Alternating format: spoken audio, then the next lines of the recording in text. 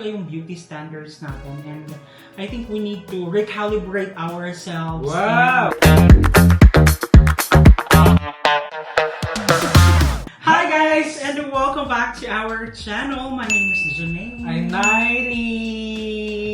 For today's vlog, magkakaroon naman tayo ng reaction video for a full performance ng isa sa mga delegates for the upcoming Miss Universe Philippines 2024. This time, it will be Lorraine Ojimba from South Triangle, Quezon City.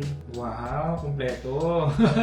Na-excite ako sa performance niya kasi face card, beauty card wise, iba talaga yung look niya. Oo. Actually, yun lang. May mga nababasa kasi ako na parang sinasabi nila na sa physical ng itsura or anak daw ni Elizabeth Ramsey o parang ganun.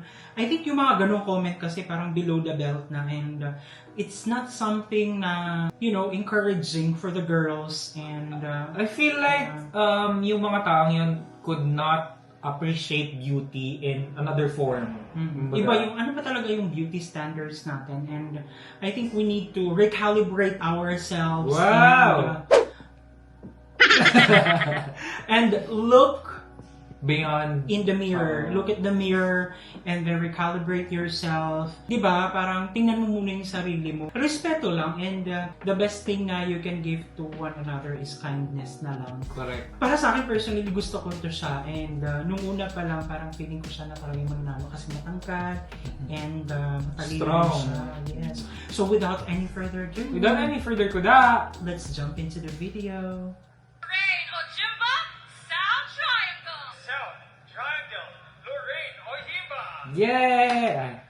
Kala ko yun. Because she's half Nigerian. Magandang gabi sa ating pong mga minamahal. Pero yun nga, half Nigerian siya na ang ganda ng ano niya, ang tatas niyang managalog. Kung may nakita kang bata na nangungutya ng kapwa niya bata, ano ang sasabihin mo dito para Wow, mabubuan galing, ng ano? araw? Uulitin ko ang iyong tanong, Heavy Lorraine. question. Kung may nakita Ito yung kang part na bata Tagalog yung question, Tagalog din ang answer nila kasi Quezon City. I-pay tribute kay Manuel Quezon. Kung ako po ay nakakita ng bata na nangungutya ng ibang bata, pagsasabihan ko po siya, ngunit tatanungin ko din kung nasaan ang kanyang mga magulang. Dahil naniniwala po ako ng ating mga magulang ay ating mga unang guro. Kung kaya't ang batang Wow. yun marahil ay naririnig ang mga pangungutya mula sa kanyang mga magulang. Kung makakausap ko po ang magulang na ito, pagsasabihan ko po na turuan ang kanyang anak ng magandang puso. Dahil ang magandang puso bukod po sa physical na anyo ang pinakamahalaga na parte at pinakamahalaga Wow! sa isang tao. Wow! Gustong-gusto ko yun. I Like, mean, it's Di ba? very well, yung connection, dire-diretso yung flow ng whether sagot niya. whether it rehearsed or not, kung paano niya dineliver, it's as if galing talaga siya sa puso. Tsaka yung mismong sagot niya, mismong mensahe is may kapupulutan ng aral. Who doesn't wanted to hear words like that, diba? At saka graceful under pressure. You know, those kinds of like questions when it comes to bullying bata, paano mo i-handle, di ba? And she handled it properly.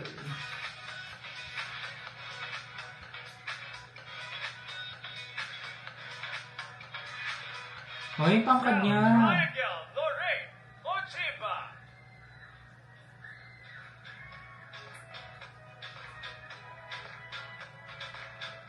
Tsaka ready na rin yung ano niya, yung physique niya, yung katawan niya, di ba?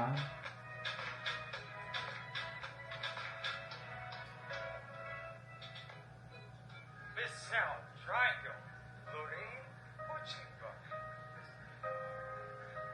Yun lang yung hindi ko maintindihan sa Miss Universe Philippines na Quezon City na franchise. Kasi ang laking ano, di ba, syudad ng Quezon City, pero yung production nila medyo ganun. Hindi But we katulad don't know ng iba the na reason. sobrang grand, ganyan. Pero sana na may effort kasi nga, di ba, Quezon City. Well, sa akin naman, personal take ko dyan, mas okay na ako yung simpleng production kung maayos yung mapipili nilang girls. Kaysa naman yung malaking production tapos Ang girl ay Ang medyo girl ay, meh.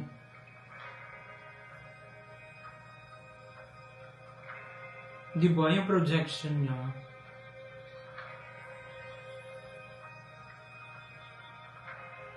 Pero yung mga video, nila dyan, gusto ko. Yung mga creatives ng video. Miss South Triangle, Lorraine Ojimba! Yay!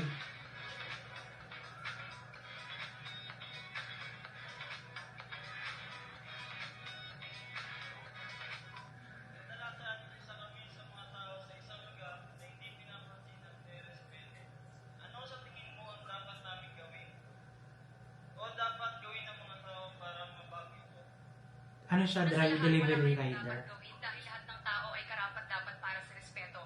Ang may dapat gawin ay tayo. Dahil sila po ay hindi nagsisilbi para sa atin, sila ay nagsisilbi para sa bayan. At kung ito po ay ating Hindi, security guard pala ngayon to. po tayong lahat ay magkakaroon ng masaya at payapang buhay. Maraming salamat po. In 2012, Miss Universe Daming questions, ha? Maraming rounds of series of question and answer. women, Pero ito na yung final. and mothers remove the height and age limits.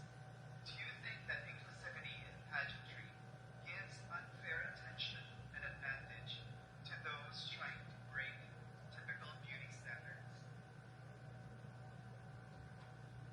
I believe that no, inclusivity doesn't break any rule in the rules of pageantry and in the rules of beauty. Because we are all here to defy beauty standards and we are all here to showcase the different variations of women. And with that, I would like to leave you with an impactful message tonight. Ang kababaihan ay hindi kailanman magdidiktahan o malilimitahan ng lipunan. Maraming salamat po. Very impactful naman indeed. Miss And Universe Philippines Quezon City 2024 is Miss South Triangle! yung niya, yung katawan niya, ang cute niya gawa ng silhouette na parang logo ng pageant. Maganda yung Diba? side profile niya To talaga. award our first runner-up, let me call on Mr. Joe Colgatti, the overall director of MUPHQC. Go girl. For me, I'm rooting for her din. Same. Sana makapasok siya sa mga top 5, mga ganyan. Kasi nga, siya, like, kailangan magtagalog, marerepresent niya ng maayos yung wikang Filipino, yung Tagalog. And kung English naman, well-versed din naman siya when it comes to English, di ba? Like what I said, I'm rooting for this girl kasi I think matagal-tagal din niya sigurong pinaghandaan to, di ba? That's why. Ganun siya ka-prepared. Alam mo yun, sa intellect pa lang ni Lorraine, sobrang meron na siyang laban when it comes to the national competition yung sa 2024 na Miss Universe. So, yung katawan niya, yung physique niya, the way she walks, yung pasarela, 'di ba? So, Is Miss Universe Philippines 2024 ready, kumbaga? yes. So, ayun. So, yun na lang siguro yung hihintayin natin kung ano pa yung maidadagdag niya or ano ba yung pasabog na pwede niyang gawin At ng buong team ng Oo. Miss Universe Philippines Quezon City. Quezon City. So ayun guys, and thank you so much at sinamahan niyo naman kami sa nagdaang reaction video. If you like this video, don't forget to give it a thumbs up. If bago ka sa ating channel, don't forget to subscribe, hit that notification bell para updated ka sa ating mga next upload. Ayan guys, maraming salamat sa panonood ng aming mga videos. Marami kaming videos na nagawa at marami pa kaming videos na gagawin. So keep watching us. See you in the next video. Bye!